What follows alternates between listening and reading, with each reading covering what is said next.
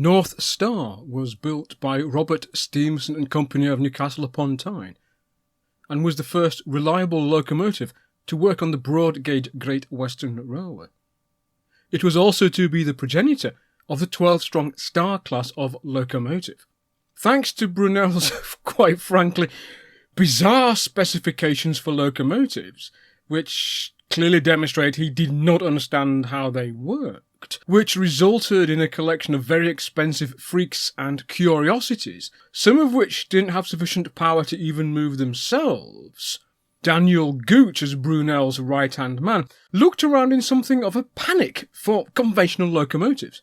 Luckily for him, in 1836, Robert Stephenson Co had received an order for two 5-foot 6-inch gauge locomotives from the New Orleans and Nashville Railroad. The first locomotive was completed and dispatched in June 1837, but with the second locomotive still under construction, the railroad went bust and the order was cancelled. In August 1837, Gooch ordered two conventional Stephenson patentee-type locomotives for the Great Western Railway, albeit built to the rather chunkier broad gauge. The second New Orleans and Nashville locomotive was regauged to 7 feet and a quarter inches and became Stephenson's Works number 150. Delivered to Maidenhead by barge in 1837, it walked the inaugural train for the Great Western Company's directors on the 31st of May 1838. It also took a series of demonstration runs, and Brunel was delighted with the locomotive, declaring, "We have a splendid engine of Stephenson's. It would be a beautiful ornament in the most elegant drawing room." Although quite how large Brunel's drawing room would have to be to fit in a broad gauge locomotive is open to speculation. North Star was built with 7-foot diameter driving wheels of Robert Stephenson's patent gas pipe type. Cylinders measured 16 by 16 inches, and the valves were worked by a 4-eccentric gab valve gear with upward-facing gabs. The boiler had 167 1 5/8 inch outside diameter or 42mm diameter tubes and worked at 60 psi. One of the earliest drivers of North Star was Richard Peacock, who would go on to be one half of Byer, Peacock and Company of Manchester.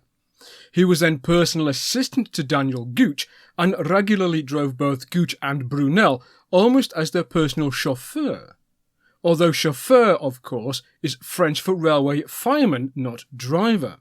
Under trial, North Star attained a speed of 45 miles per hour with a trailing load of 50 gross tons, and with a gross load of 190 tons, 18 miles per hour. She was clearly fit for the job. Set aside from mainline duty in 1854, North Star was rebuilt with a new dermless boiler, which was 8 foot longer than the previous one, requiring an extension to the frames. New cylinders were also fitted, but quite how much of the Stephenson original, other than the wheels and crank axle, was left after this process is unclear. North Star was withdrawn from service in January 1871, having run 429,000 miles. It was then retained safe and secure in Swindon Works. However, in 1903, George Jackson Churchward sought to find a new home for the locomotive, hopefully in a museum. But tragically, a few years later, the Swindon Stores superintendent, one William Stanier, ordered North Star and the other surviving broad gauge locomotive, Lord of the Isles, to be cut up. Folklore tells of Swindon Works staff squirreling away components from the engine, whilst the driving wheels and crank axle were retained at the works.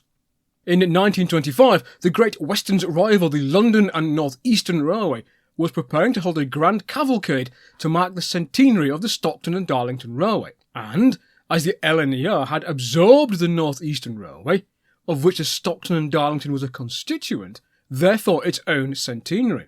This was a massive public relations and media coup on the part of the LNER.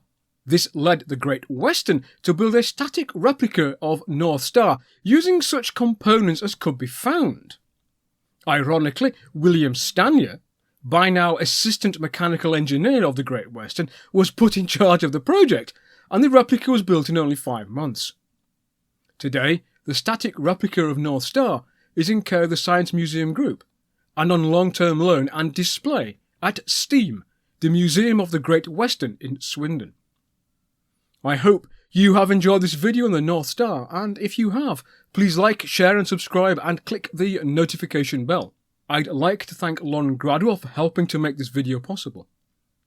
If you would like to get early access to Rail Story content, you can do so by supporting Rail Story via Patreon and Ko-fi. And I'd also like to shout out to Station Master tier patrons Joshua Anderson and Gianluberto Lauri.